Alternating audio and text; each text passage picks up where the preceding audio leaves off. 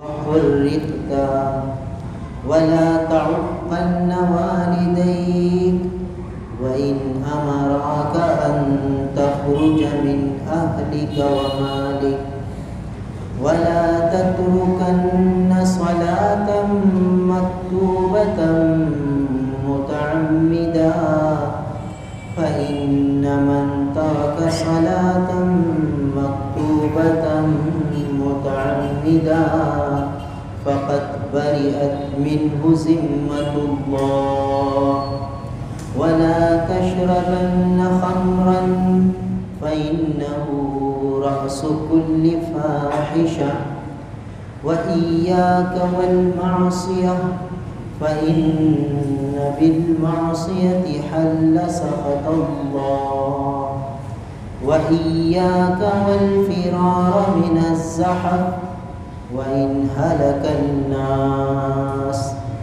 وإذا أصاب الناس موت وأنت فيهم فاثبت وأنفق على عيالك من قولك ولا ترفع عنهم عصاك أدبا وأخفهم في الله رواه أحمد في مسنده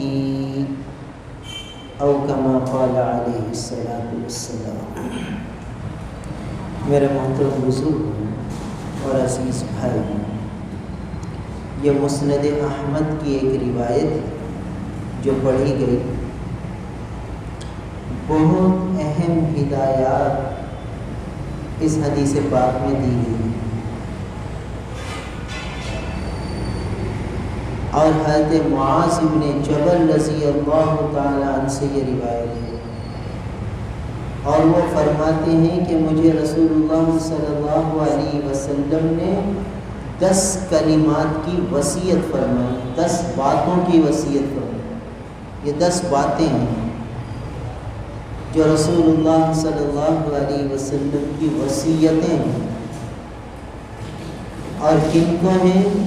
حضرت معاذ بن جبل رضی اللہ تعالیٰ عنہ۔ یہ رسول اللہ صلی اللہ علیہ وسلم کے بہت چہیتے صحابی، حضور صلی اللہ علیہ وسلم کو ان سے بہت تعلق تھا، بہت محبت تھی، ان پر بڑا اعتماد فرماتے تھے اللہ کے حبیب صلی اللہ علیہ وسلم۔ حضرت معاذ بن جبل رضی اللہ تعالیٰ عنہ کو بھی حضور سے ایسی محبت تھی کہ جب تک حضور کو دیکھ نہ لیتے چین نہیں آتا، کبھی کبھی گھبرا کر گھر سے نکل آتے، اور پھر رسول اللہ صلی اللہ علیہ وسلم کی زیارت سے آنکھوں کو ٹھنڈا فرماتے، پھر چین آتا، پھر سکون آتا۔ ایسے عاشق قسم کے صحابی 18 سال کی عمر میں مسلمان ہو گئے، انصار کے قبیلے سے تھے، اور نوجوانی میں ایسا غلبہ تھا توحید کا اور اسلام کی دعوت دینے کا کہ اپنے قبیلے بنو سلمہ کو پورے کے پورے کو مسلمان کر لیا، نوجوانوں کو اپنے ساتھ ملا لیا، بوڑھوں کے پاس جاتے، سب کو سمجھاتے۔ حضرت عامر ابن جموح رضی اللہ تعالیٰ جو لنگڑے صحابی تھے اور احد میں شہید ہوئے، وہ ان کی دعوت سے مسلمان ہوئے۔ حضرت معاذ ابن جبل رضی اللہ عنہ، یہ حضرت عامر ابن جموح رضی اللہ تعالیٰ یہ اسلام لانے سے قبل اپنے قبیلے کے سردار بھی تھے اور بہت مالدار تھے، لکڑی کا بت بنایا ہوا تھا، اسے پوجتے تھے۔ حضرت معاذ بن جبل رضی اللہ تعالیٰ عنہ کیا کرتے، رات کو جاتے اور ان کا بت اٹھا کر لاتے اور کہیں کچرے کے ڈھیر میں ڈال دیتے۔ پھر حضرت عامر ابن جموح اس وقت تک مسلمان نہیں تھے، اٹھتے، اپنے بت کو نہ دیکھتے، ڈھونڈتے، کچرے کے ڈھیر پر نظر آتا، اسے اٹھاتے، صاف کرتے، اور پھر اس شخص کو برا بھلا کہتے جس نے یہ اشر کی۔ حضرت معاذ بن جبل رضی اللہ عنہ کو سمجھاتے کہ ارے تم کس کی پوجا کرتے جو اپنی خود حفاظت نہیں کر سکتے، کچرے کے ڈھیر میں گرا پڑا رہتا ہے، آخر بہت دفعہ یہ عمل کیا، پھر کہیں جا کے حضرت عمر ابن جموح کی بات سمجھ میں بات آئی، پھر وہ ایمان میں. تو بہرحال حضرت معاذ بن جبل رضی اللہ تعالیٰ عنہ یہ رسول اللہ صلی اللہ علیہ وسلم کے بہت چہیتے صحابی ہیں، اور جنت میں علماء کی جماعت کے سردار ہوں گے، علماء کی جماعت کے سردار. ان کو اللہ کے حبیب صلی اللہ علیہ وسلم وصیت فرما رہے ہیں، اور 10 باتوں کی وصیت ہے. اور یہ 10 باتیں اتنی اہم ہیں جس کا تعلق ہماری روزمرہ کی زندگی سے، انفرادی زندگی سے بھی، اجتماعی زندگی سے بھی، گھر کی زندگی میں سے بھی ہے، معاشرے کی زندگی سے بھی. ایسی اہم ترین ہدایات اللہ کے حبیب صلی اللہ علیہ وسلم نے حضرت معاذ بن جبل رضی اللہ تعالیٰ کو ارشاد کیا. ایک ایک وصیت بہت عجیب ہے، اور اگر ان باتوں پر ہم عمل کر لیں تو ہماری زندگی میں خوشگوار تبدیلی آ جائے. حیات طیبہ، خوشگوار زندگی اللہ عطا فرمائے اگر آدمی ان باتوں پر عمل کرے. بہت اہم ہدایات ہیں. دیکھیے فرماتے ہیں کہ حضرت معاذ بن جبل رضی اللہ تعالیٰ سے یہ روایت ہے، فرماتے ہیں کہ رسول اللہ صلی اللہ علیہ وسلم نے مجھے وصیت فرمائی 10 باتوں کی. ان میں سے پہلی بات فرمائی کہ لا تشرک باللہ، اللہ کے ساتھ کسی کو شریک نہ ٹھہرانا. وَإِن قُتِلْتَ وَحُرِّقْتَ، اگر تجھے قتل کر دیا جائے یا تجھے جلا دیا جائے. یہ پہلی نصیحت ہے. دوسری بات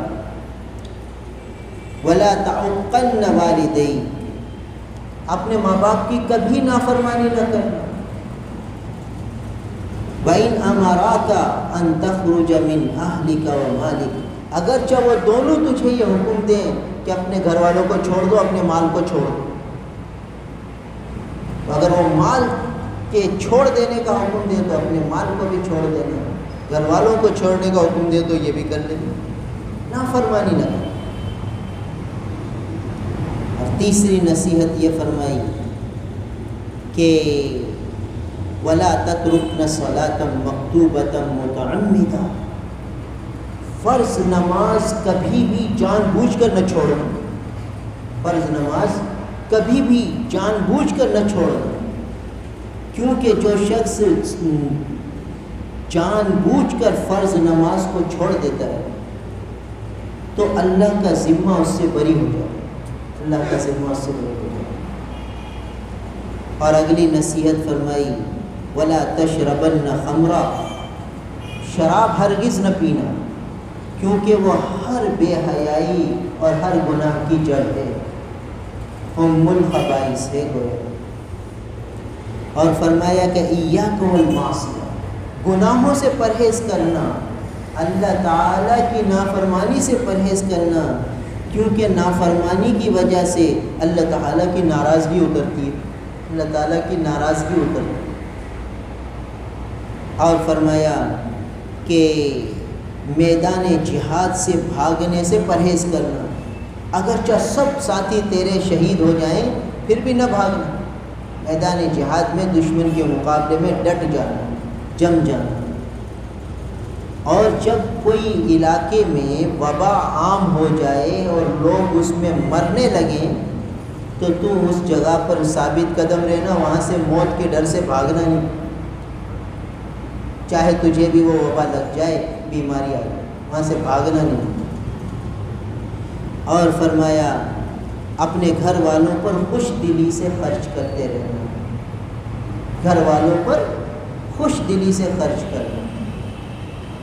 اور فرمایا کہ گھر والوں کی تربیت کے لیے ان سے لاٹھی نہ ہٹانا، ان کی تربیت کے سلسلے میں ان پر عصا قائم رکھنا، لاٹھی ان پر قائم رکھنا. کیا مطلب کہ ان کی نگرانی کرتے رہیں. اور فرمایا وَأَخِفْهُمْ فِي اللَّهِ، ان کو اللہ سے ڈراتے رہنا، ان کے دل میں اللہ کا خوف خشیت یہ پیدا کرنا. یہ 10 باتیں ہیں جن کی نصیحت اور وصیت امام الانبیاء نبی کریم صلی اللہ علیہ وسلم نے حضرت معاذ بن جبل رضی اللہ عنہ کو فرمائی. اب ایک نصیحت اور وصیت ایسی ہے جو قابل غور ہے، قابل عمل ہے اور ہر زمانے میں ممکن العمل ہے، اور ان پر عمل کرنے سے زندگی خوشگوار ہو گئی. آج ہم میں سے ہر ایک بلکہ ہر مسلمان پریشانی کا شکار ہے، الجھن کا شکار ہے. ہر ایک کے ذہن میں مختلف اندیشے ہیں، وساوس ہیں.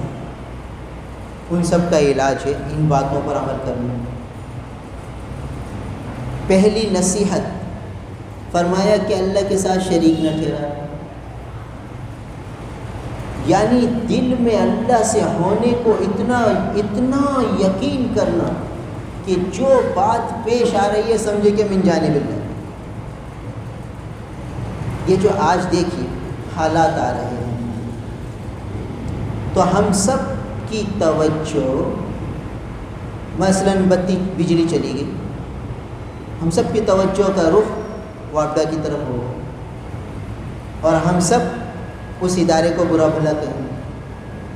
پھر تھوڑا اور آگے جائیں گے تو حکومت کو برا بھلا کہیں گے، اور ادارے کو برا بھلا کہنے سے اور حکومت کو برا بھلا کہنے سے دل کے اندر تنفر پیدا ہو، دل کے اندر نفرت پیدا ہو، آگ ابھرتی ہے آگ. اور زیادہ گرمی ہو، حبس ہو اور پھر بتی چلی جائے اور لمبے عرصے کے لیے چلی جائے تو آدمی جوش میں بھر جاتا ہے، غصے میں بے قابو ہوتا ہے. پھر کیا ہوتا ہے؟ آگ جلائی جاتی ہے، دفتر جلائے جاتے ہیں، یہ سارے کام ہوتے ہیں. یہ کیوں ہو رہے ہیں؟ یہ جو وصیت ہے نا، لا تشرک باللہ، اللہ کے ساتھ شریک نہ ٹھہرا. اگر دل میں یہ بات راسخ ہوتی کہ ہماری نگاہ تو بس یہاں تک گئی نا کہ بھئی یہ واپڈا والوں نے بجلی بند کر دی، یہ حکومت والوں نے ایسا کر دی، یہاں تک جا کے ہماری نگاہ بند ہو گئی. یہ ہم اور آگے چلتے اور یہ کہتے کہ یہ تو اللہ کے حکم سے ہوا اور یہ اللہ کے حکم سے ہی صحیح ہوگا، اور اللہ کے ایک امر کن سے ایک لمحے میں صحیح ہو جائے. اگر یہ بات دل میں جاگزیں ہوتی تو پھر آگ لگانے کی ضرورت پیش نہ آتی، غصے اور تنفر کی صورت ہی پیش نہ آتی.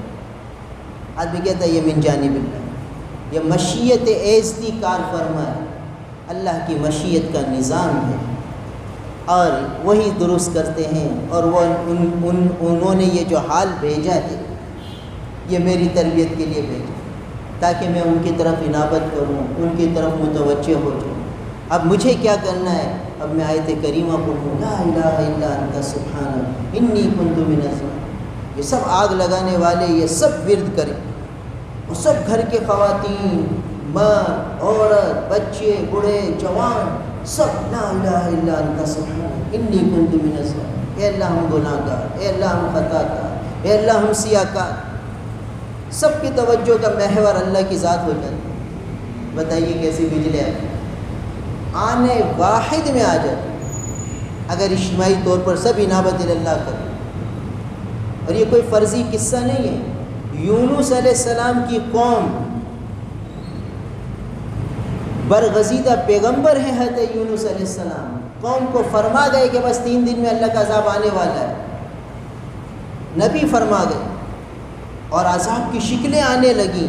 جو نبی نے فرمایا تھا وہ علامات ظاہر ہوئی تو پوری قوم نے مل کر رونا دھونا شروع کر دیا، اور ان کے رونے دھونے کی برکت سے اللہ نے عذاب کو ٹال دیا. ایسی بات نہیں ہے کہ یہ کوئی فرضی قصہ ہو، فرضی داستان ہو. یہ قرآن میں ان کے رونے دھونے کی برکت سے، ان کے استغفار کی برکت سے اللہ نے عذاب ٹال دیا.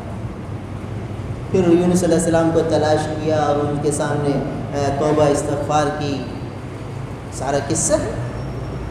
تو اگر ہم سب لوگ اجتماعی شکل میں اللہ کی طرف انابت کریں تو حالات صحیح ہو جائیں.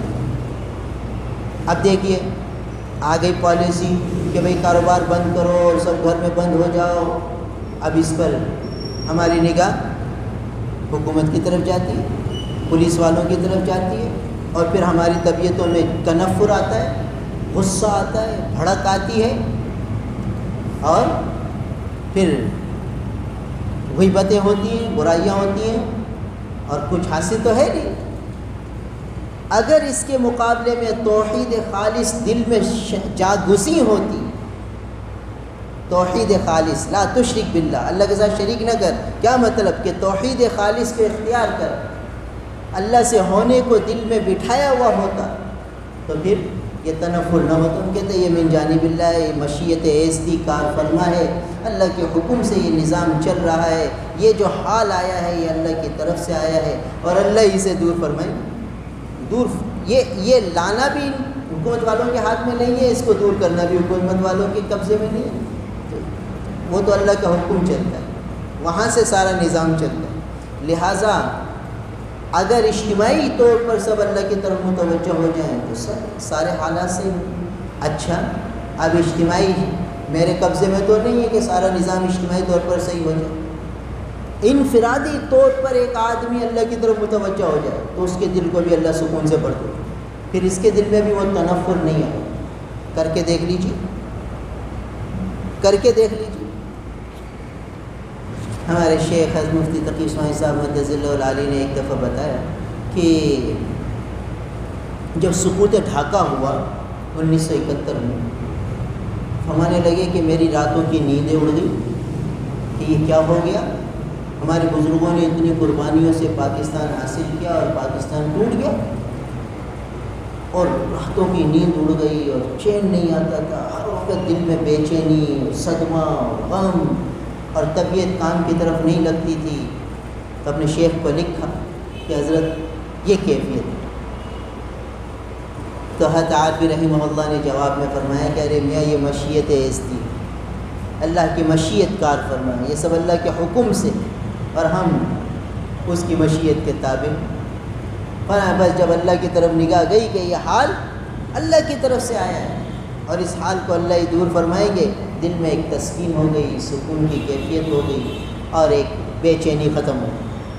تو اگر آدمی یہ سوچ لے کہ یہ جو بجلی چلی گئی اللہ کے حکم سے چلی, اللہ ہی اسے دوبارہ لا سکتے ہیں, تو اللہ تعالیٰ دل میں سکون کی کیفیت پیدا فرماتا ہے.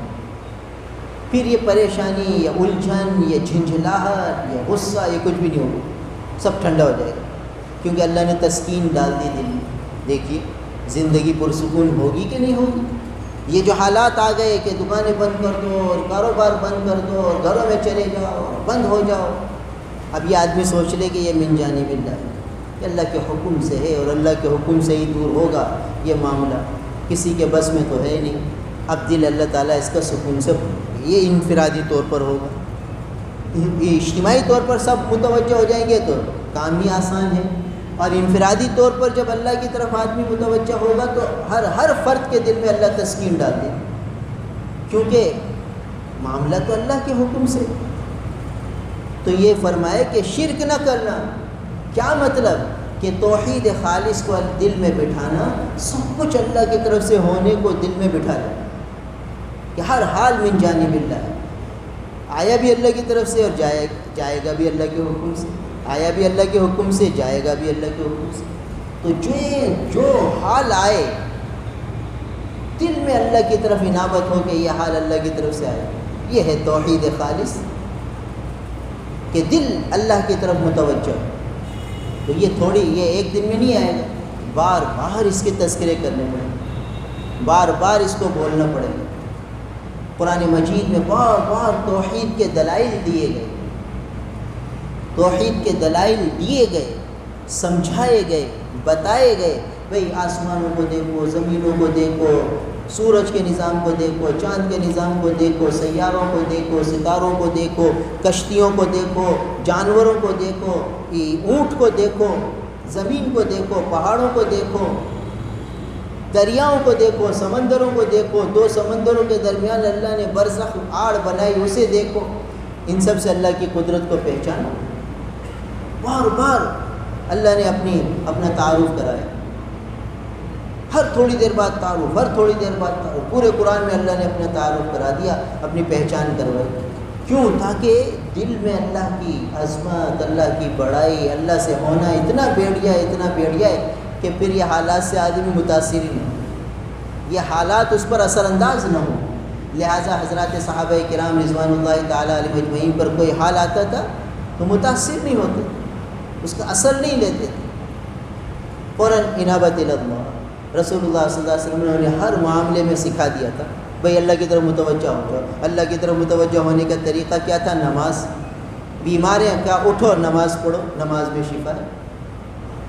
کوئی بھی گھبراہٹ کا معاملہ پیش آیا فوراً مسجد میں. اب دیکھیے کہتے ہیں 6 بجے بازار بند کر دو، تو اب دکانیں جلدی بند ہو گئیں تو شام کو مسجدوں میں آ جائے، مسجد آباد ہو جائے. گھر جانے کے بجائے محلے کی مسجد میں آ گئے، اب مسجدوں میں اپنے اعمال میں لگ گئے. اور جو دکان بند کر کے جس وقت پہ دکان پہ گھر جاتے تھے اسی وقت گھر جاؤ. اب انابت کا موقع مل گیا. یہ ہے طریقہ اللہ کی طرف متوجہ ہونے کا. اب آدمی گھر جا کے موبائل میں لگ جائے اور اپنا وقت وہاں ضائع کر دے اور کہے حالات ایسے ہیں، کیا کریں، حالات کب سدھریں گے، حالات کب سنوریں گے. بھائی یہ حالات آئے ہی ہم سب کو سدھارنے کے لیے. ہم سدھر جائیں گے حالات سنور جائیں گے، ہم نہیں سدھریں گے حالات اور بگڑیں گے. تو اب یہ تھوڑی کہ ہم اپنے وقت کو ضائع کر دیں. بس ٹھیک ہے دکان بند کر کے مسجدوں میں آ جائیں، خواتین مصلوں پر آ جائیں، اور مرد عورت بچے بوڑھے جوان سب اللہ کی طرف متوجہ ہو. اجتماعی طور پر بھی انفرادی طور پر بھی. کوئی آیت کسی گھر میں آیت کریمہ پڑھ رہے ہیں، کسی میں قرآن کی تلاوت ہو رہی ہے، کسی میں سورہ مزمل ہو رہی ہے، کسی میں کیا ہو رہا ہے، سب اللہ کی طرف لگے ہوئے، تو حالات اللہ تعالیٰ صحیح کر دیں. یہ تھوڑی کہ جو ہے اللہ تعالیٰ حالات بگاڑ دیں اور صحیح کرنے کی کوئی صورتیں شکلیں مہیا نہ فرمائیں. صحیح کرنے کی شکلیں صورتیں بھی ہمارے ہاتھ میں ہیں، وہ ہم اختیار نہیں کر رہے.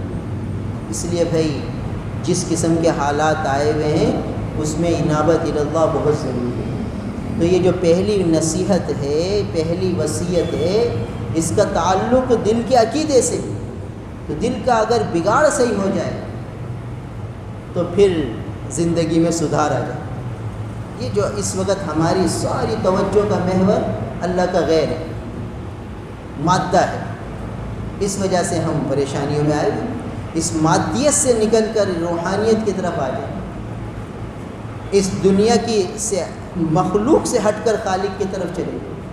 پھر دیکھیے انفرادی طور پر کوئی آدمی اپنا رخ بدلے گا، انفرادی طور پر اسے تسکین ملے گی، اس کا دل اللہ سکون سے بھر دیں گے. تو پہلی نصیحت عقائد کی درستگی، کہ بھئی عقیدہ آدمی صحیح کر لے. اور عقیدوں میں سب سے اہم عقیدہ اللہ کے ساتھ شریک نہ ٹھہرانا. فرمایا کہ اللہ کے ساتھ شریک نہ ٹھہراؤ، اگرچہ تجھے قتل کر دیا جائے یا تو جلا دیا جائے. شرک نہ کرنا، توحید کو دل میں بسانا. یہ ہے پہلی نصیحت، عقیدے کی درستگی، عقیدے کا سدھار. اس کے بعد دوسری بات فرماتے ہیں کہ وَلَا تَعُقَّنَ وَالِدَيْكَ.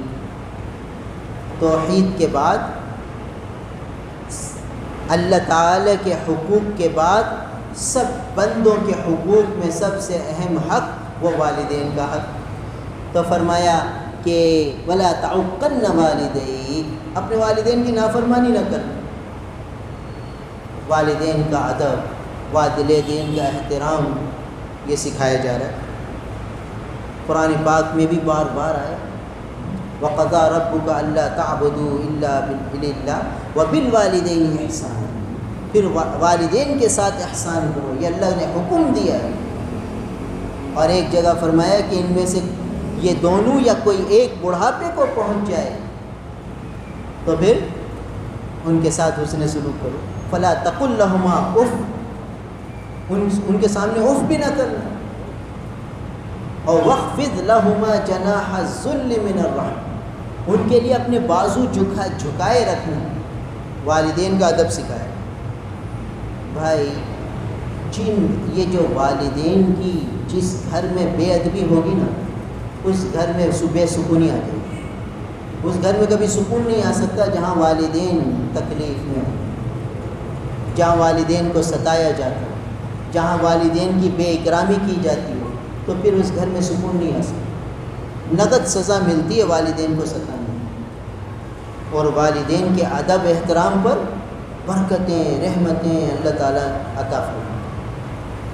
حضرت اویس قرنی رحمہ اللہ رحمۃ واسعہ کا قصہ حدیث مبارکہ میں آتا ہے۔ یہ یمن میں رہتے تھے، اور یمن کا ایک علاقہ اس کو قرن کہتے ہیں، قرن کے رہنے والے تھے، اس لیے ان کو اویس قرنی کہا جاتا ہے۔ انہوں نے رسول اللہ صلی اللہ علیہ وسلم کے زمانے مبارک میں مسلمان ہو گئے، مگر صحابیت کے مقام کو نہ حاصل کر سکے، تابعی بنے اور سید التابعین میں سے بڑے درجے کے ساتھ تابعین میں ان کا شمار۔ تو رسول اللہ صلی اللہ علیہ وسلم سے ملنا چاہتے تھے، رسول اللہ صلی اللہ علیہ وسلم کی زیارت کی چاہت تھی، تو انہوں نے یمن سے قافلہ جا رہا تھا، مسئلہ پوچھوایا کہ اللہ کے رسول صلی اللہ علیہ وسلم سے پوچھ لیں کہ اویس آپ کی خدمت میں آنا چاہتے ہیں، مگر والدہ ضعیف ہیں، کمزور ہیں، خدمت کی محتاج ہیں، تو کیا کروں؟ تو جواب آیا کہ نہیں، والدین کی خدمت کیجیے۔ اب بتائیے، یہ تو حالانکہ کوئی اور ہوتا تو یہ سوچتا کہ صحابیت کا مقام پھر کہاں ملے گا، والدہ کی خدمت تو بعد میں بھی ہو جائے گی، میں جلدی سے جاؤں گا، رسول اللہ صلی اللہ علیہ وسلم کی زیارت کر کے آ جاؤں گا، صحابیت کا مقام مل جائے گا، پھر آ کے والدہ کی خدمت میں ساری زندگی لگا رہوں گا۔ مگر یہ جو لوگ تھے، یہ لوگ دین کی حقیقت کو سمجھتے تھے، دین کی حقیقت کا خلاصہ یہ بتاتے ہیں کہ اتباع ہے، ماننا ہے، اپنی مرضی نہیں ہے، اپنی شوق نہیں ہے۔ شوق تو تھا رسول اللہ صلی اللہ علیہ وسلم کی زیارت کا، چاہت تو تھی حضور کی دیدار کی، مگر حضور کا حکم اپنی چاہت پر مقدم، شریعت کا حکم اپنی چاہت پر مقدم، لہٰذا رسول اللہ صلی اللہ علیہ وسلم کا جب پیغام پہنچا کہ والدہ کی خدمت کرو، تو نہیں گئے حضور کے پاس، والدہ کی خدمت میں رہے اور صحابیت کا مقام حاصل نہ کر سکے۔ بہت اونچا مقام ہے صحابیت، نہ حاصل کر سکے، مگر پھر اللہ تعالیٰ نے کیا درجہ دیا؟ روایت میں آتا ہے، احادیث مبارکہ میں موجود ہے کہ رسول اللہ صلی اللہ علیہ وسلم نے حضرت عمر رضی اللہ تعالیٰ سے فرمایا، سیدنا عمر ابن خطاب رضی اللہ تعالیٰ عنہ سے فرمایا کہ عمر، یمن سے قرن کے علاقے سے ایک شخص آئیں گے، ان کا یہ حلیہ ہوگا، ان کا نام اویس ہوگا، ان سے اپنے لیے دعا کرانا، وہ مستجاب الدعوات ہیں، وہ مستجاب الدعوات ہیں، ان سے اپنے لیے دعا کرانا۔ دیکھیے کیا مقام مل رہا ہے، اطاعت پر، فرما برداری پر، کس کی؟ ماں کی خدمت پر۔ تو والدین کا درجہ، والدین کا ادب، یہ آج ہمارے معاشرے سے نکلتا جا رہا ہے، بہت تیزی سے نکلتا جا رہا ہے، یعنی اہمیت ہی نہیں ہے ماں باپ، اپنی بات کو اونچا رکھا جاتا ہے، اپنی بات کو منوایا جاتا ہے، چاہے والدین کی بات کتنی معقول کیوں نہ ہو۔ یہ بہت خطرناک بات ہے، بڑے خطرے کی بات ہے، بڑے خسارے اور نقصان کی بات ہے۔ ماں باپ کا ادب احترام سکھایا جا رہا ہے شریعت میں، لہٰذا حضرت عمر رضی اللہ تعالیٰ عنہ جب یمن سے کوئی قافلہ آتا اپنے زمانے خلافت میں، تو پوچھتے کہ اویس نام کے کوئی شخص ہیں؟ آخر ایک دفعہ حضرت اویس قرنی رحمہ اللہ رحمۃ واسعہ تشریف لائے۔ حضرت عمر ہیں، اپنی فراست سے پہچان تو گئے، مگر پوچھا کہ تمہارا نام کیا ہے؟ کہنے لگے اویس۔ کا قرن سے آئے؟ کہا جی قرن سے آئے۔ رسول اللہ صلی اللہ علیہ وسلم نے کچھ نشانیاں بتائی تھیں کہ ایسا حلیہ ہوگا، ایسا چہرہ ہوگا، وہ سب دیکھ کے فرمایا کہ بھئی تم قرن سے آئے ہو، تمہارا نام اویس ہے، تو تم میرے لیے دعا کرو۔ حضور نے فرمایا تھا کہ اپنے لیے دعا کروانا۔ حضرت اویس نے پوچھا کہ حضرت آپ تو امیر المومنین ہیں، آپ مجھ سے دعا کیوں کروا رہے ہیں؟ تو حضرت عمر رضی اللہ تعالیٰ نے رسول اللہ صلی اللہ علیہ وسلم کا قصہ سنا ہے کہ رسول اللہ صلی اللہ علیہ وسلم نے آپ کے متعلق یہ فرمایا تھا کہ قرن سے اویس آئیں گے تو تم ان سے دعا کرانا، اور وہ مستجاب الدعوات، تو اس پر حضرت اویس کرنی خوب روئے، اور اللہ نے یہ مقام دیا کہ امیر المومنین ان سے دعا کروا۔ اتنا اونچا مقام ہے۔ اللہ کے رسول صلی اللہ علیہ وسلم نے ایک دفعہ خواب دیکھا ایک صحابی کے متعلق کہ وہ اللہ کے رسول صلی اللہ علیہ وسلم جنت میں ہیں، اور جنت میں ہیں تو قرآن کی آواز آ رہی ہے کسی کی قرآن پڑھنے کی، تو پوچھا کہ کون قرآن پڑھ رہے ہیں؟ فرمایا فلاں صحابی قرآن پڑھ رہے ہیں۔ کہ ارے جنت میں پہنچے ہوئے ہیں، قرآن پڑھ رہے ہیں؟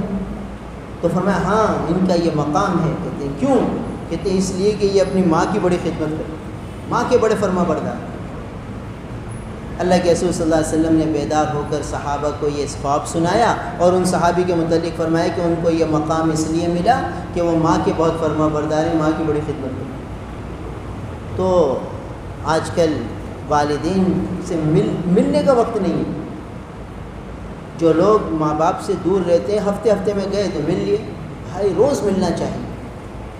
یعنی اپنے معمولات میں والدین کی زیارت اس کو لازم سمجھے آج۔ یہ نہیں کہ ہفتے میں ہم چلے جاتے ہیں ماں باپ سے ملنے۔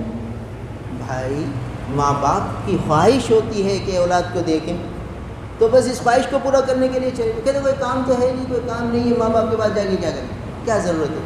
کوئی کام ہوگا تو چلے جائیں گے، ورنہ جمعے کو دکان بند ہوتی ہے چلے جاتے ہیں۔ ٹھیک ہے جمعے تو ٹھیک ہے، مگر روز جائیں۔ ماں باپ کی زیارت کرنے سے حج عمرے کا ثواب مل جاتا ہے، حدیث میں آتا ہے۔ اس ثواب کو ہی لے لیں۔ اور دوسرا یہ کہ ان کی خواہش ہوتی ہے، اولاد کو دیکھ کر ان کی آنکھیں ٹھنڈی ہوتی ہیں، تو کوئی کام نہ ہو پھر بھی جانا چاہیے اور بیٹھنا چاہیے۔ بس اولاد ماں کے پاس جا کے بیٹھ بھی جائے نا، ان کا دل خوش ہو جاتا ہے۔ تھوڑی دیر ان کی مزاج کے مطابق باتیں کر، ان کے خواہش کے مطابق، ان کی طبیعت کے مطابق کچھ باتیں کر لیں، ان کا دل خوش ہو جاتا ہے۔ کچھ اللہ نے وسعت دی ہے، ان کے مزاج کے مطابق ان کو کچھ کھلا پلا دیں۔ تو اس طرح والدین کے حق کی ادائیگی کی فکر کریں۔ یہ رواج آج ختم ہوتا جا رہا ہے کہ مشغولی اتنی بڑھ گئی ہے کہ ماں باپ کے پاس جانے کا، ان کے پاس بیٹھنے کا وقت ہی نہیں۔ کہتے بس ٹھیک ہے ہفتے ہفتے دیکھیں، نہیں ہفتے ہفتے نہیں، روز جانا چاہیے، اور اس کو ذمہ داری سمجھنا چاہیے کہ یہ میری ذمہ داری ہے کہ میں ان کے پاس جاؤں، ان کی زیارت کر کے آؤں اور تھوڑی دیر بیٹھوں۔ یہ بہت بڑی دولت ہے، بہت بڑا اثاثہ ہے، یہ دعاؤں کی مشین ہے۔ بھائی اس مشین کو کیش کراؤ، ایسا نہ ہو کہ پھر محرومی ہو، پھر آدمی روتا ہے۔ اس لیے جن کے والدین ہیں وہ قدر کریں۔ تو یہ دوسری نصیحت ہے امام الانبیاء کی، کن کو؟ معاذ بن جبل رضی اللہ تعالیٰ عنہ، کہ دیکھو والدین کی نافرمانی نہ کرنا، ان کو ستانا نہیں، ان کی بے ادبی نہیں کرنا۔ جب قرآن کہتا ہے کہ فلا تقل لہما اف،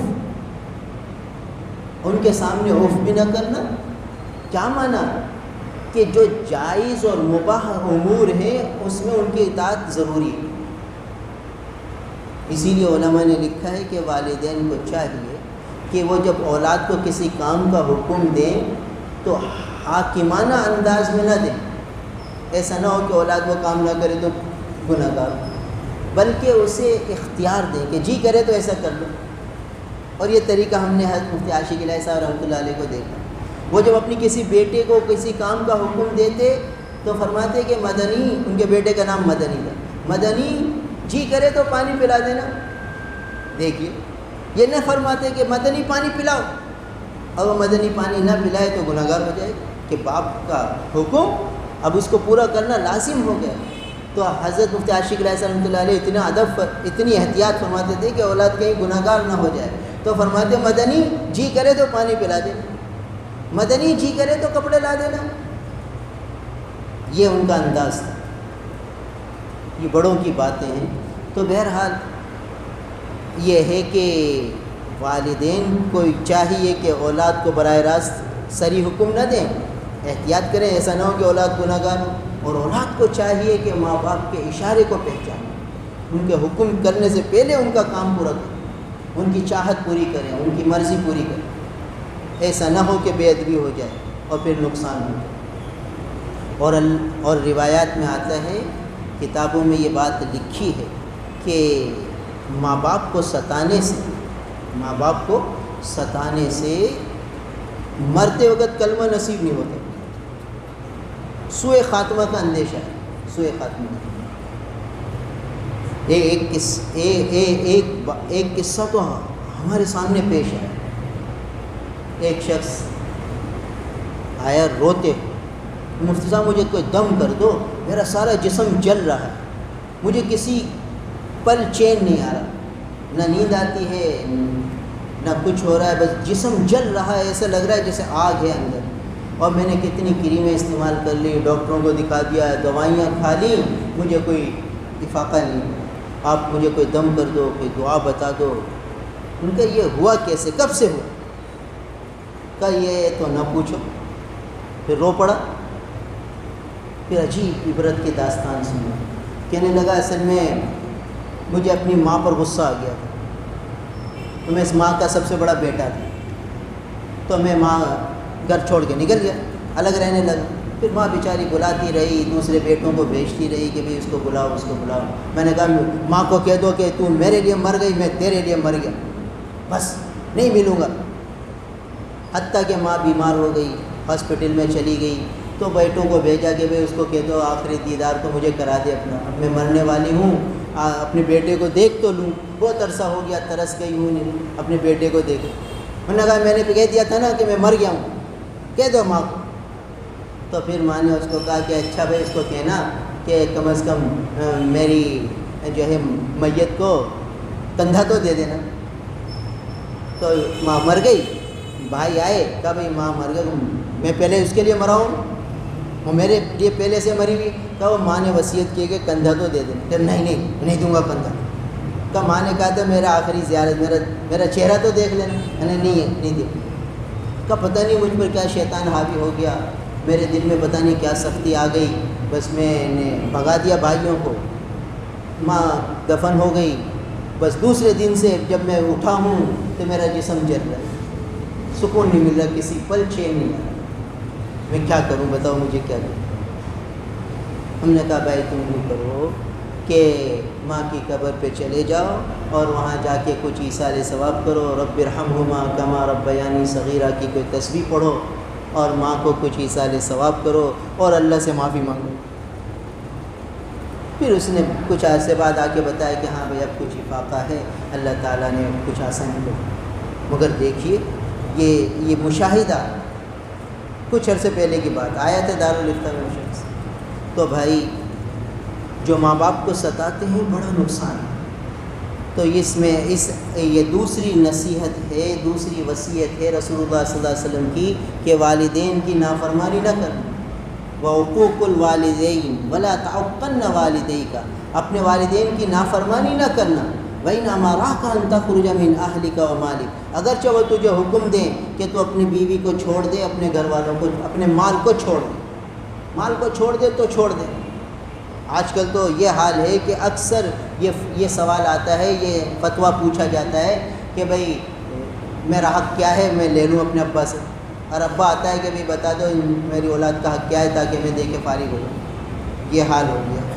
اور یہاں حضور صلی اللہ علیہ وسلم تاکید فرما رہے ہیں کہ ماں باپ کے مال چھوڑ دو تو مال چھوڑ دینا، بیوی کو چھوڑنے کا کہیں تو اگر شرعی وجہ ہو تو چھوڑ دینا، ہاں کوئی ایسی وجہ نہیں ہے تو پھر علماء اس کی تفسیر میں بتاتے ہیں کہ یہ کوئی مطلق حکم نہیں ہے، واقعی کوئی شرعی بات ہو پھر تو چھوڑنا، اگر کوئی شرعی کوتاہی نہ ہو تو پھر نہ چھوڑو۔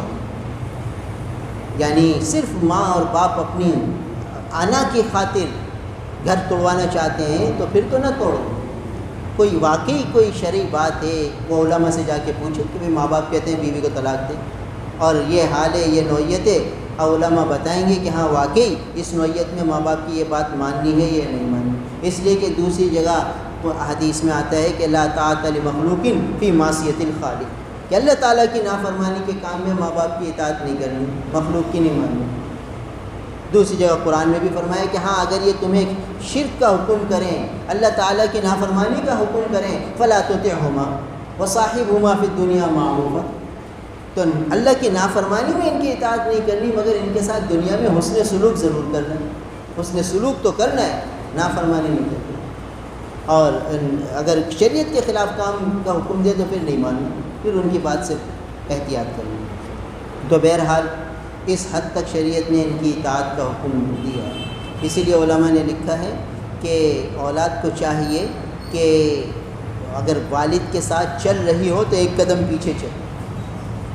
اور عجیب بات کہ آدمی ابا کے چپل نہیں اٹھاتا،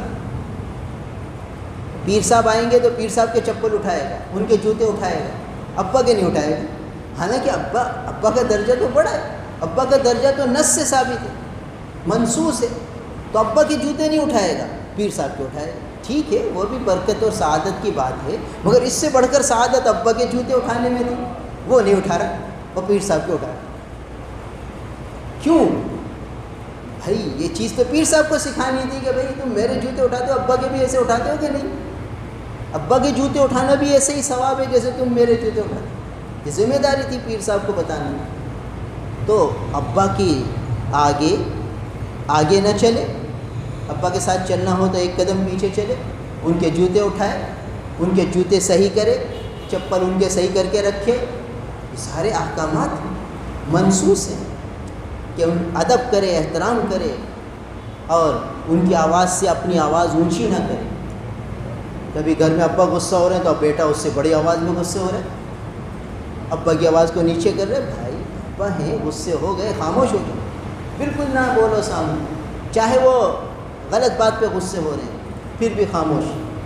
دوسرے موقع پر ابا کو سمجھا دو کہ ابا جی یہ بات تھی، یہ بات تھی، اس وقت زور سے نہ بولو، اس وقت اپنی بات کی تعبیر نہ کرو، ابا غصے میں ہے خاموشی سے سن لو، ابا مار رہے ہیں تو خاموشی سے مار کھا لو، بعد میں تعبیر کر لو کہ ابا جی یہ بات تھی، یہ بات تھی، یہ طریقہ ہے، یہ ادب ہے والدین میں۔ تو بہرحال فرمائے کہ ماں باپ کی نافرمانی نہ کر، اگرچہ وہ تجھے حکم دیں گے تو اپنا مال چھوڑ دے، اپنے بیوی کو چھوڑ دے۔ اگلی نصیحت، وَلَا تَتْرُكَنَّ صَلَاةً مَكْتُوبَةً مُتَعَمِّدًا، کہ فرض نماز جان بوجھ کر نہ چھوڑنا۔ عجیب بات ہے۔ عقائد کی درستگی، حقوق العباد میں سب سے پہلے جو مقام تھا بندوں کے حقوق میں والدین کا، ان کا تذکرہ اب نماز کی طرف لایا جا رہا ہے۔ کیوں؟ ان الصلاۃ تنہی عن الفحشاء والمنکر، کہ نماز ہر بے حیائی سے روک دے گی، ہر منکر سے روک دے گی۔ نماز کے لیے کہ فرض نماز جان بوجھ کر نہ چھوڑنا، فرض نماز جان بوجھ کر نہ چھوڑنا۔ کیوں کہ جو شخص فرض نماز جان بوجھ کر چھوڑ دیتا ہے، اللہ کا ذمہ اس سے بری ہو جاتا ہے۔ اللہ کا ذمہ اس سے بری ہو جانا کیا معنی؟ کوئی چھوٹی بات نہیں ہے، بہت بڑی بات۔ اللہ کا ذمہ اس سے بری ہو جاتا ہے، کیا معنی؟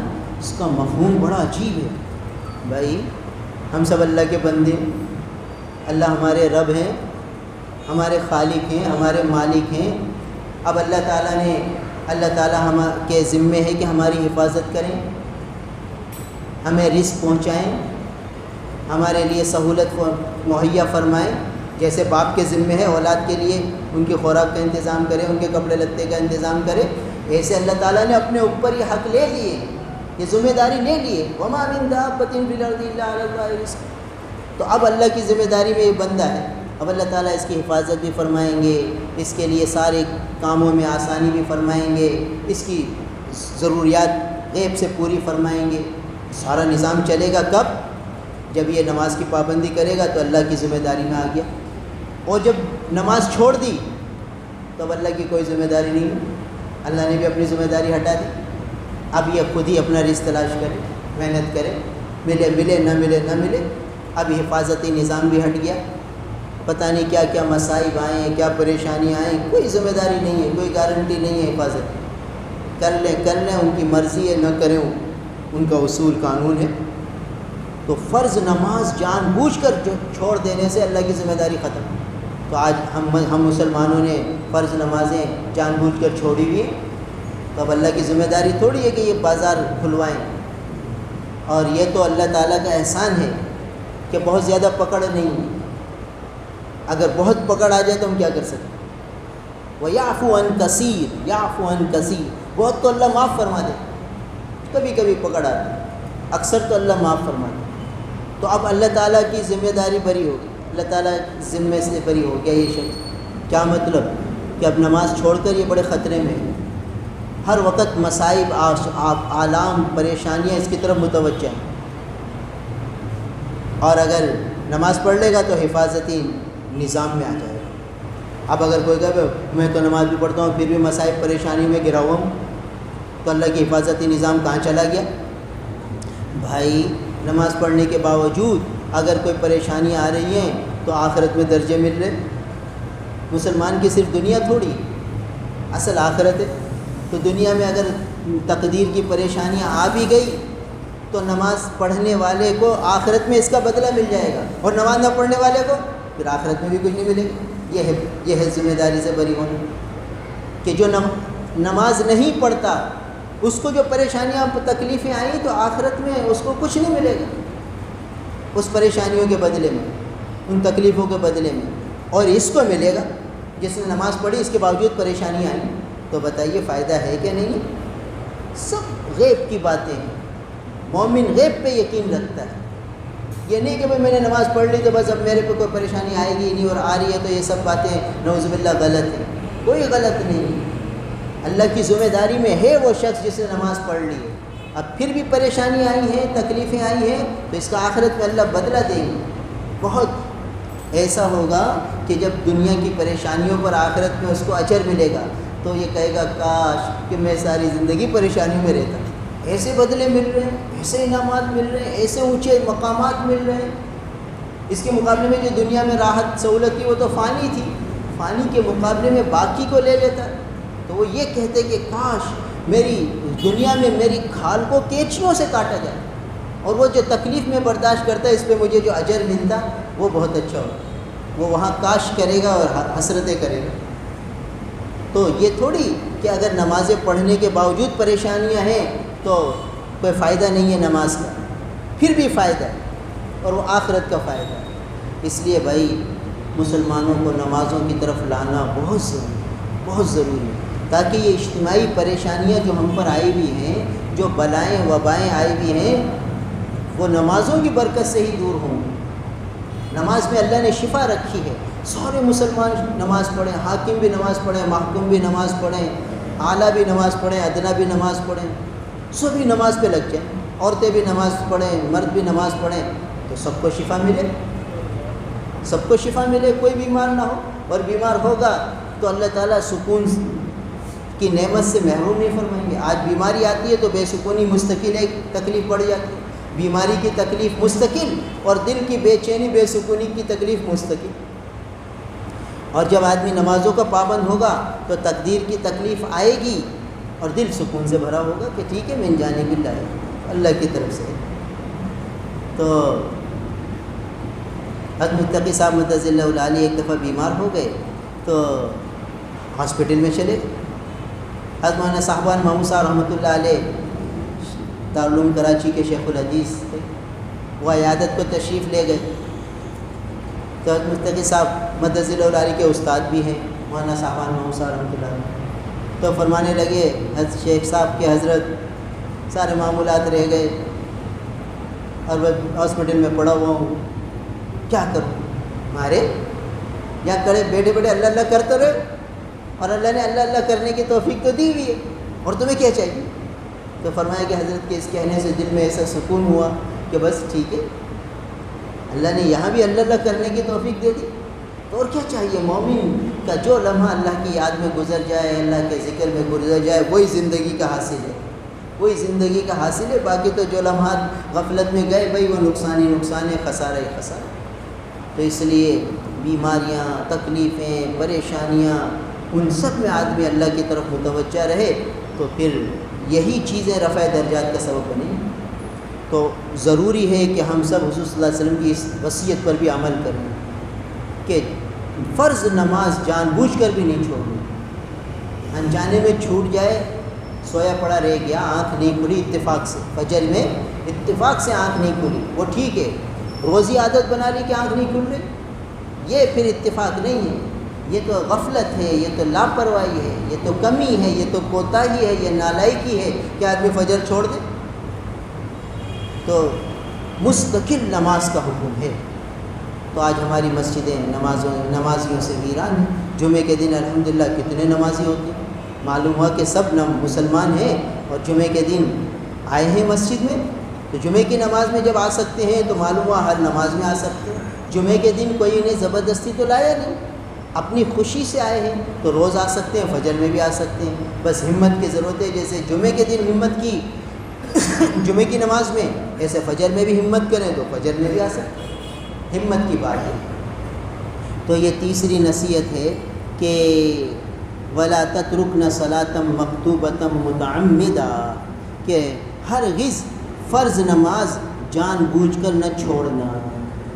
فَإِنَّ مَنْ تَرَكَ صَلَاةً مَكْتُوبَةً مُتَعَمِّدًا، کہ جو شخص فرض نماز جان بوجھ کر چھوڑ دے بس وہ بری ہو گیا اس سے اللہ کا ذمہ، اللہ کا ذمہ بری ہو۔ بہت خطرے کی بات، یعنی یہ اگر یہ نصیحت ذہنوں میں رہے نا، اور جب نماز چھوڑے اور یہ سوچے کہ بھائی حفاظت نظام سب ہٹ گیا، یہ تصور کرے سارا حفاظت نظام ہٹ گیا، اب بلائیں، مصیبتیں، بیماریاں، تکلیفیں میری طرف متوجہ ہیں، تو پھر نماز چھوڑنے کی ہمت ہی نہیں ہوئی، فوراً مسجد کی طرف آئے کہ بھائی مجھے تو اللہ کی ذمہ داری میں آنا ہے، اللہ کی حفاظت میں آنا ہے۔ اللہ کی حفاظت اور پہرے داری کو میں چھوڑ دوں تو میرے لیے نقصان ہے، پھر میں کہاں بچ سکتا ہوں؟ تو یہ بار بار ذہن میں بٹھائے کہ فقط بریت منہ ذمۃ اللہ، کہ اس سے اللہ کا ذمہ بری ہو گیا جس نے جان بوجھ کر نماز چھوڑا۔ یہ کون فرما رہے ہیں؟ یہ امام الانبیاء فرما رہے ہیں۔ تو اس لیے بھائی جان بوجھ کر نماز چھوڑنا بہت خطرے کی بات ہے، بہت نقصان کی بات ہے اور بہت خسارے کی بات ہے۔ انبیاء علیہ السلام نے اولادوں کو نمازی بنانے کی دعائیں کی ہیں، رب اجعلنی مقیم الصلاۃ ومن ذریتی، اللہ مجھے بھی نماز قائم کرنے والا بنا دیجیے، میری اولاد کو بھی نماز کا قائم کرنے والا بنا دیجیے۔ انبیاء علیہ السلام دعائیں کر رہے ہیں اولاد کو نمازی بنانے۔ انبیاء علیہ السلام سے بڑھ کر کوئی ذہین آدمی ہو سکتا ہے؟ ان سے بڑھ کر کوئی سمجھدار ہو سکتا ہے؟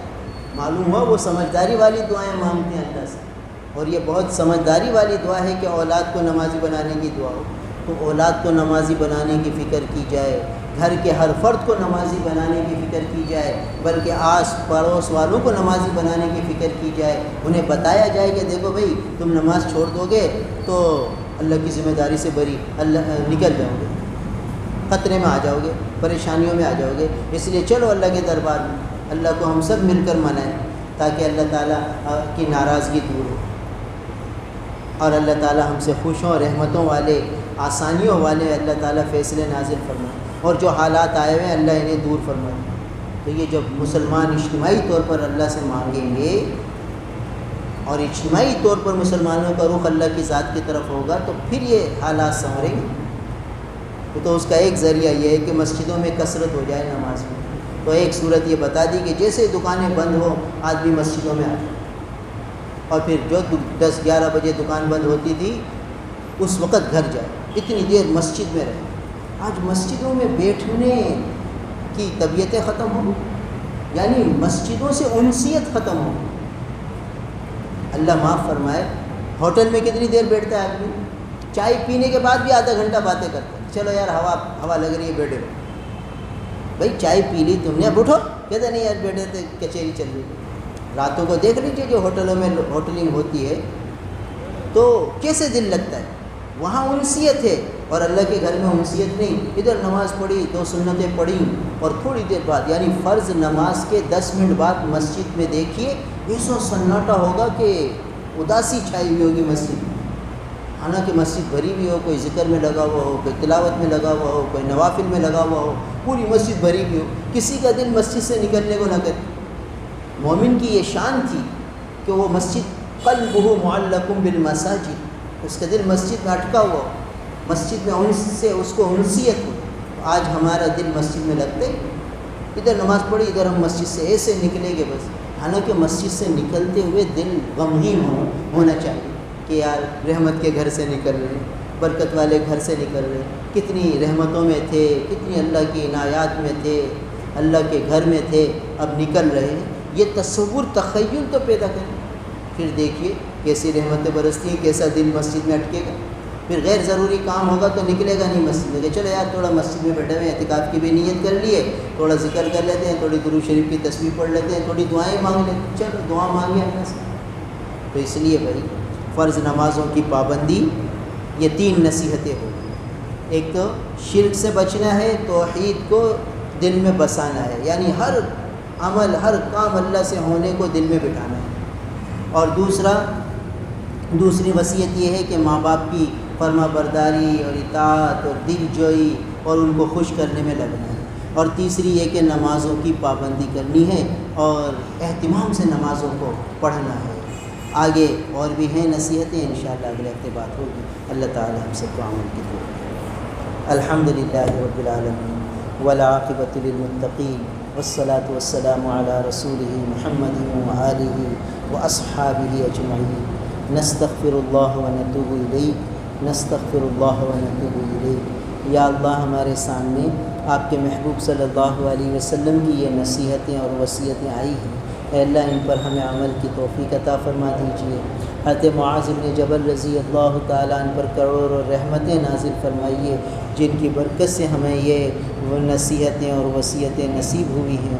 اے اللہ ہمیں عمل والا بنا دیجیے، اے اللہ شرک سے ہمیں بچا لیجیے، توحید خالص ہمیں نصیب فرما دیجیے، اپنی محبت ہمارے دلوں کی گہرائی میں اتار دیجیے، آپ کی ذات عالی سے ہونا ہمارے دلوں میں بٹھا دیجیے، ہمارے دل کی گہرائی میں یہ توحید کا نقطہ بٹھا دیجیے۔ اے اللہ شرک سے ہماری پوری حفاظت فرما دیجیے، اے اللہ والدین کی اطاعت فرما برداری نصیب فرما دیجیے۔ اے اللہ جن کے والدین حیات ہیں تو والدین کا سایہ ان کے سروں پر تا دیر سلامت رکھیے، اے اللہ والدین کی برکتوں سے انہیں مالا مال فرمائیے۔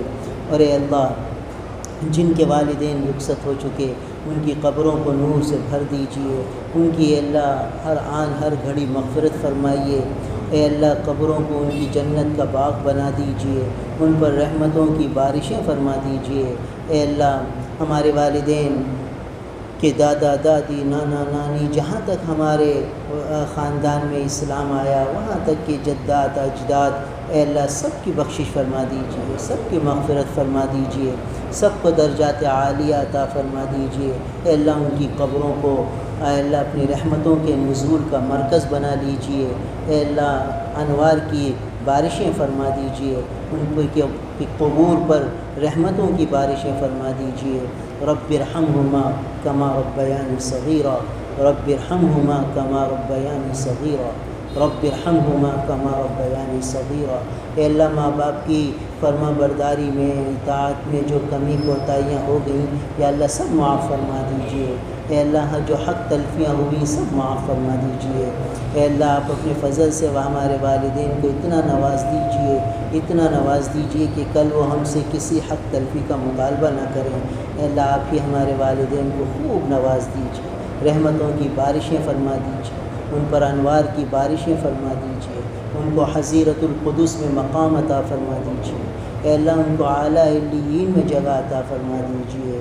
اے اللہ اپنا کرم فرما دیجیے، اے اللہ اپنا فضل فرما دیجیے، اے اللہ ہمیں نمازی بنا دیجیے، حقیقی معنوں میں نمازی بنا دیجیے۔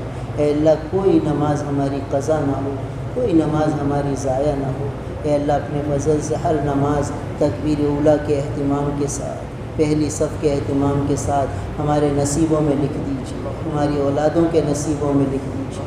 ہمیں خشوع والی، خضوع والی، دھیان والی نمازیں نصیب فرما دیجیے۔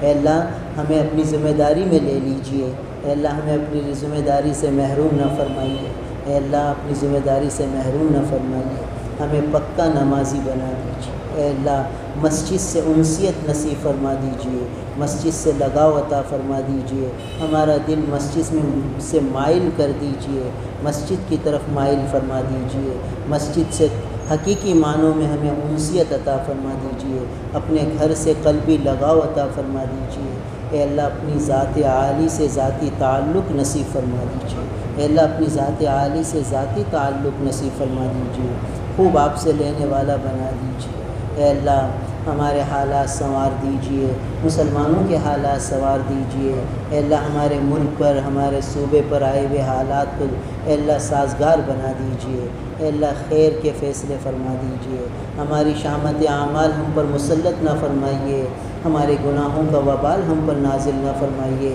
ہماری غفلتوں کا وبال ہم پر نازل نہ فرمائیے، مہربانی فرمائیے، خیر کے، عافیت کے، سلامتی کے فیصلے نازل فرما دیجیے، اے اللہ تاجروں کی تجارت میں برکت دے دیجیے، ملازموں کی ملازمت میں برکت دے دیجیے، اے اللہ باطل والے جتنی سازشیں کر رہے ہیں اے اللہ ان کی سازشوں کو، ان کی اسکیموں کو ناکام بنا دیجیے، اور مسلمانوں کو خوب فراوانی عطا فرمائیے، مسلمانوں کو خوب برکتیں عطا فرما دیجیے، اے اللہ مسلمانوں کو ہر قسم کی ترقیاں عطا فرما دیجیے، خیر کے، رحمتوں کے فیصلے فرما دیجیے۔ اللہم انا نسألک العافیہ ونسألک دوام العافیہ ونسألک تمام العافیہ ونسألک الشکر علی العافیہ۔ اے اللہ ہمارے بچے کو نمازی بنا دیجیے، اے اللہ عورتوں کو بھی نمازی بنا دیجیے، مردوں کو بھی نمازی بنا دیجیے، اے اللہ سب کو نمازی بنا دیجیے، اے اللہ نماز کی طرف ہمارے دلوں کو مائل فرما دیجیے، محروم نہ فرمائیے، یا اللہ محروم نہ فرمائیے، خیر کے، عافیت کے فیصلے فرما دیجیے، اے اللہ جو بیمار ہیں انہیں شفاء کاملہ، عاجلہ، دائمہ، مستمرہ عطا فرما دیجیے، ہمارے ساتھی بھائی فرحان کی والدہ بیمار ہیں، اے اللہ ان کو شفاء کاملہ، عاجلہ عطا فرما دیجیے، اے اللہ صحت اور سلامتی عطا فرما دیجیے، اس کے علاوہ جو بیمار ہیں اللہ سب کو شفا دے دیجیے، سب کے لیے خیر کے، عافیت کے، سلامتی کے فیصلے فرما دیجیے، اے اللہ اپنے فضل سے جو پریشان ہیں ان کی پریشانیاں دور فرما دیجیے، اے اللہ جو قرضوں میں جکڑ چکے ہیں ان کے لیے غیب سے انتظام فرما دیجیے ادائیگی کا، ان کے مال میں برکتیں عطا فرما دیجیے، اور اے اللہ ہمارا یہ بیٹھنا، یہ سننا سنانا اپنی رضا کامل کا ذریعہ بنا لیجیے، اے اللہ اگر آپ راضی ہو گئے تو ہمارا کام بن جائے گا، اے اللہ آپ راضی ہو جائیے، اے اللہ اپنی رضا کامل ہمیں نصیب فرما دیجیے۔ اللہم انا نسألک رضاک والجنہ ونعوذ بک من سخطک والنار، اللہم انا نجعلک فی نحورہم ونعوذ بک من شرورہم، اللہم انا نجعلک فی نحورہم ونعوذ بک من شرورہم۔ یا اللہ ہمارے اکابر، ہمارے مشائخ، ہمارے اساتذہ، ہمارے والدین، اے اللہ ان کا سایہ ہم پر سلامت رکھیے، ان کی زندگیوں میں برکتیں عطا فرما دیجیے، اے اللہ امت کو ان سے مستفید فرما دیجیے، اور جو ہمارے اکابر، مشائخ، اساتذہ، والدین دنیا سے رخصت ہو چکے، اے اللہ ان کو اپنی آغوش رحمت میں لے لیجیے، آغوش شفقت میں لے لیجیے، ان پر کروڑوں رحمتیں نازل فرما دیجیے، اے اللہ ہمارے آقا نبی کریم صلی اللہ علیہ وسلم پر کروڑوں رحمتیں نازل فرما دیجیے، کروڑوں درود و سلام ہماری طرف سے ہمارے آقا کو پہنچا دیجیے۔ اللہم آت محمدا الوسیلہ والفضیلہ وابعثہ مقاما محمودا الذی وعدتہ، اللہم آت محمدا الوسیلہ والفضیلہ وابعثہ مقاما محمودا الذی وعدتہ۔ ربنا تقبل منا إنك أنت السميع العليم وتب علينا إنك أنت التواب الرحيم، وصلى الله تعالى على خير خلقه محمد وآله وأصحابه أجمعين، آمين برحمته۔